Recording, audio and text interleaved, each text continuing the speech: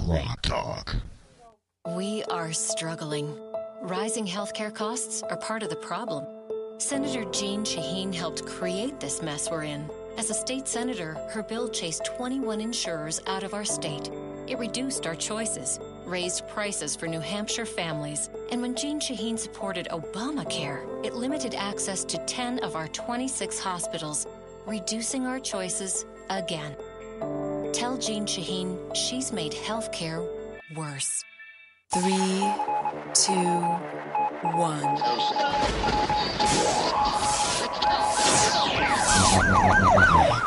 We'd like to welcome you to another edition of Grok Talk, brought to you by New Hampshire's leading conservative blog site, GraniteGrok.com. We are your feared, extremist, right-wing, hard-charging, gun-toting, opinionated, outspoken, rabble-rousing, letter-writing, radio, microphone stomping, conservatives, and rational libertarians. So get ready for more news and opinion you could only get from GraniteGrok.com. Grok Talk.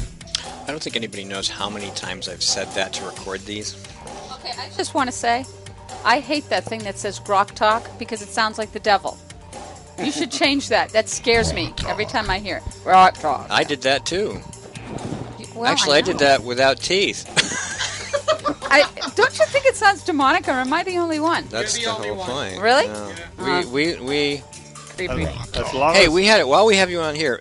I grabbed this sound effect of a woman laughing, and it reminds me of you. Hang on a second. Let me stop this. It just does. When I just... It's a devil laughing. No.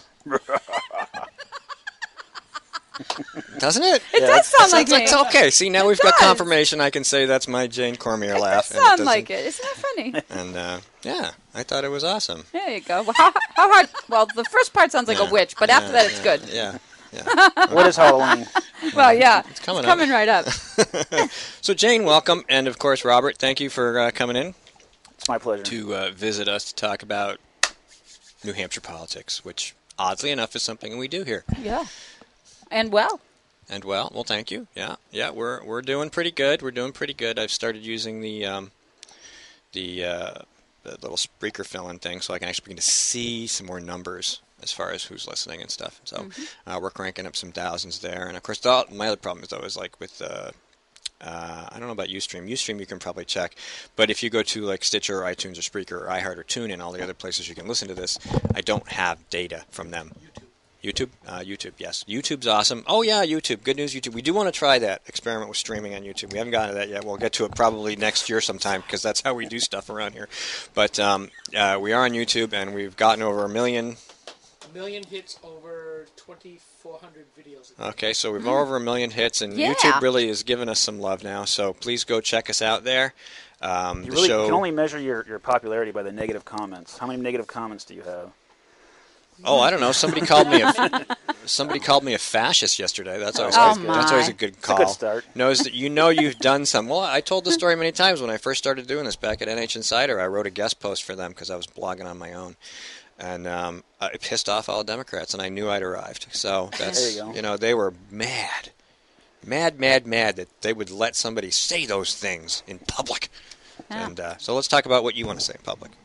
Because that's why you're here. Yep. Running for the state representative out of Boscawen.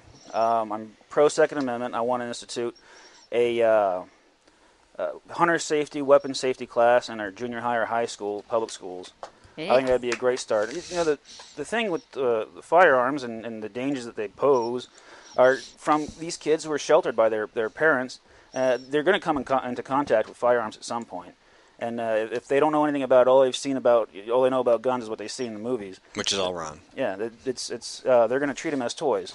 If you start them young, you teach them that they're not toys, that they're tools, and that you need to treat them with respect. Then they will, and you won't have as many accidents. You won't have as many of these idiots running around shooting people. And I am carrying my gun around chambered now, ladies and gentlemen. Just so you know, I didn't used to do that, but I've stepped it up and. Because as part of the awareness of your gun safety, you really need to be aware that your weapon could be loaded at any time, so you have to treat it like it's loaded. And I'm like, well, it might as well be loaded. I might as well have a round chambered. My safety's on. You can see it right Safety's there. on. And I can see your holsters covering your trigger. Yeah, it is. I have my black. retention. I can't You know, I can't accidentally fire it. People can't just take it off my holster because it's locked in place. Some holsters, they cut out right where the trigger is, so that if you're walking, say, through the woods, a twig can catch it. And that's one thing you want to look for when you're buying a holster. Right, so it's about safety, and it's about awareness. I mean, if you're going to carry a firearm, you have to know that, you know, the rules, the basic rules. Don't point it at anything you don't want to destroy, right? Yeah, I mean, just basic common sense, and that's a good idea, because really they don't know anything about guns. Right, but the left is never going to let that happen. We used to have education, I believe, in the schools about guns and stuff, because it's currently in statute as well. I didn't know that. Okay, well, you see, we don't use it because, you know, we have to do that fear-mongering thing, which means, ooh, guns bad, what guns everybody bad. learns is, a gun, right, and so the Dems have to keep it going because that's their whole talking point. You know, don't educate, just demonize. I wear it around the house. I mean, everybody in my family has seen it. They know it's there. You know, I mean, when I sit down, I have to make sure I don't do one of these because now my muzzle's pointing at somebody down the couch. You know, you got to be aware of all of these things, and you're never going to think about them unless you actually put a gun on and walk around. Sure. You know, we got to make people less uncomfortable. That's one reason why I open carry. I have a concealed carry permit, but I choose to open carry, and I think that if every gun owner in New Hampshire open carried, more people would see it, and they'd become jaded to it. They'd understand that lots of people do it, and it's not a big, scary thing. Right. And then they start asking questions. They get interested. They might want to go out and take a safety class of their own, and they'd realize that they aren't some boogeyman to be afraid of, that they are actually really, really fun. Yeah, and really helpful if you need to defend yourself. Yeah. If you don't feel like waiting for the cops to come and put tape around your body. Oh, my. You know, Okay, so what else? Second Amendment. Okay, right to work. Want to make New Hampshire a right-to-work state. It's just, for me, morally wrong. If I was a union leader, to say that you have to join my union and give me money so that you can work, I just don't see how that's at all acceptable. It's not. I want small government, of course. I'm assuming that I'm in the right place here. Lower taxes. Let's see, fire-breathing, hard-charging, gun-toting. I think that's in there someplace. Lower taxes, more individual freedom, free markets. We need to reduce. If we reduce the regulations that are on business now, we get more businesses. More businesses equal higher pay. So all these people who want a higher minimum wage, the higher minimum wage is going to make it harder for entrepreneurs to open businesses, small businesses being the backbone of our economy. We have an overabundance of labor right now, and as anybody who understands, economics 101, the higher the supply, the lower the price will. Lower the price, exactly. You should read at graniterock.com. I went to the Department of Labor website, and I looked at how much the occupations pay on average per hour, and the lowest paying occupation per hour in the state of New Hampshire is restaurant workers, and they make $10.78 an hour on average, which is above what the Democrats want. So we have a higher standard of living Isn't that here. amazing? So if you go and look at these things, yeah, that's true. If they force that number up, it's not going to change what those people make. It's only going to drive out people who don't have any skills at all, because they're like, why should I pay him $10 an hour to learn when I could have paid him $7.50 or $8 an hour? Union elevator clauses. Union elevator clause. Oh yeah, and then of course the unions automatically a lot of unions get raises when the minimum wage goes up, which means the union bosses get more money. So, and that's pretty important. So right to work is it's like anything else. It's like saying, I always say, what if your boss said that you're going to work for me and I'm going to pay you $50,000 a year, and you have to give me 10% of that back so I can engage in political activity? Yeah. You'd be like, screw you. That's what it is. And that's exactly what it is. So, okay, so guns, small government, right to work. We're covering all the bases here. Let me hit it on the minimum wage thing. The same people that want to raise the minimum wage are really anti-corporation. And then you have to ask yourself, if you raise the minimum wage to, say the $15 an hour that Seattle just instituted, who's going to be able to pay it? Is it the small businessman, or is it the big corporation who has all the financial backing? That they supposedly hate. Yeah, right? So you like Market Basket, you support Market Basket because they're not a big corporation. Well, and you hate Walmart. Well, guess who's going to get pushed out if they have to pay their employees? That's what nothing they believe works. No. It really isn't that sad but true. When you stop to look at just about any aspect of what that left is looking at, and you take a close-up view of it, it never works. It never works. But it's cool. It's cool to think that way. Holy moly. Matt Damon told me so. They know so much that isn't so, as Reagan put it. Oh, my gosh. Isn't that great? That's absolutely true. No, hey, we talked about it in the first segment. Carol Shea Porter opposes the Keystone Pipeline because she thinks the Koch brothers are attached to it, when in fact her vote to block it makes them richer. That's how liberalism works. So anyway. Yes, but as I pointed out earlier, it also makes Warren Buffett richer. Yes, all the trained people. And he's a friend of the administration. Certainly. Okay. Or he was until he helped Burger King move to Canada. Which has incited some new regulations to punish people for trying to leave. Now we're prisoners. Yes. We're liberals. We believe in liberalism, which is... not so much. Not so much. Fascism, exactly. Yeah. So, Robert, what is your district like? Is it a Republican-leaning district? It's a Republican-leaning, and it's a pretty rural area. And as you know, most people who want to live in rural areas are independent people, and most independent people want to vote right of center. Mm-hmm. So I don't see too much of a problem. Who's your person? Who's your opponent? It's Caroletta Alicia. She pronounces it with like Alibaba, Alicia. I'll see you later. I don't know.